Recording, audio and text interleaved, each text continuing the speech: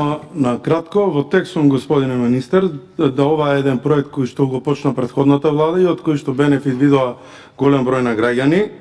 Знам дека е планирано до 2020 година да бидат изградени над 1700 станови. Во 32-33 колку згради беа вкупно.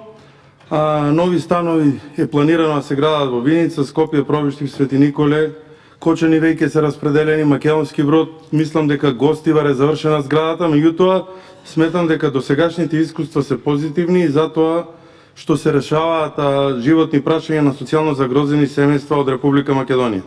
Луѓето благословуваат онаму каде што има такви згради. Ние таква зграда имаме направено и во Штип, каде што поделивме 99 станови на социјално загрозени семејства. Знаеме што значи тоа и се надевам дека ќе го зголемите овој проект, иако веќе има обезбедено одредени средства кои што дел се од буџетот, дел се од Банката за развој при Советот на Европа, и интенцијата моја беше само да алармирам дополнително за зголемување за буџетот за вакви категории на активности да се прават.